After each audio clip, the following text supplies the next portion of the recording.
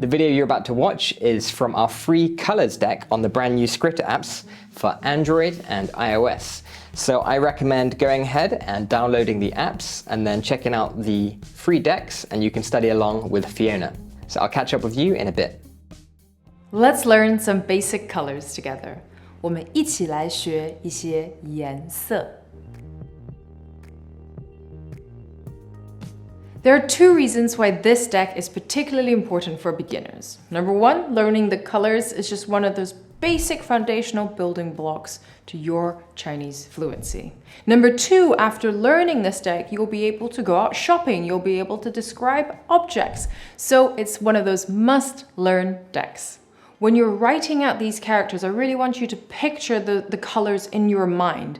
Maybe even point at objects around your house and say the color out loud. So you're really associating that color with an actual object around you. Before you dive into this deck, I have 3 cultural pointers for you, specifically relating to colors. Number 1, yellow was the color of the emperor, and it was actually illegal for anyone else to wear the color yellow. Number 2, red, as I'm sure you might know, is a very auspicious color in Chinese culture. It's one of the favorite colors. You'll actually find that the stock market, when it goes up, is indicated with red rather than green. And finally, traditionally, white would have been a color for funerals. If you were wearing a white robe, it would signify that someone had passed away in your family. Nowadays, in modern Chinese culture, that's not necessarily the case, as of course we're wearing white dresses for our weddings and we have tons of white accessories. But in the past, this would have represented someone's passing away. And finally, I'm going to help you really maximize this deck by learning a couple more characters. So here we cover 14 colors, but by learning these characters, you get to double or triple the amount of colors you know.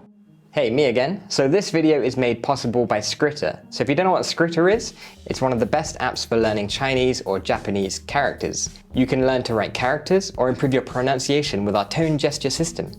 You can browse hundreds of curated textbooks and lists, and take advantage of our spaced repetition software to make your learning fun and effective.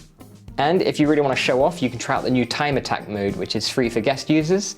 And basically, we take 20 characters from HSK 1 through 6, and whoever gets the fastest gets on the leaderboard. So download it and see if you can beat our score. As you study this list, you'll find that there is a repeating character, and that is 色. This means color. So when you see 红色, you're getting red color, or 蓝色, the blue color. By adding the character 深, which means dark, because you've got it, you'll get, let's say, 深红色, dark red. By learning the character 浅, you'll get light. So 浅红色 is a light red color.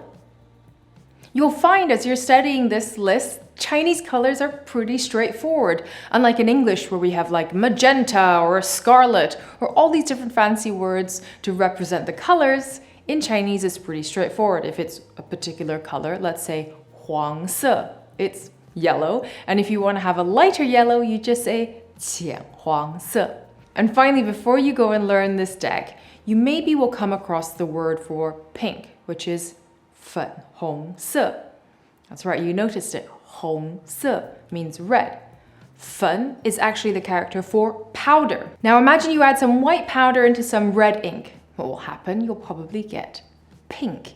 You'll find this character 粉 in front of a lot of pastel colors. So let's say you want to describe a pastel blue. You would say 粉蓝色. It's important to note that this doesn't work with all the character combinations, but most of the pastel colors that you can imagine it'll work for. So 粉蓝色, 粉绿色, 粉红色. These all represent kind of more pastel, softer colors. Good luck with studying this deck. I know you can do it, and I'll see you at the next one. Bye.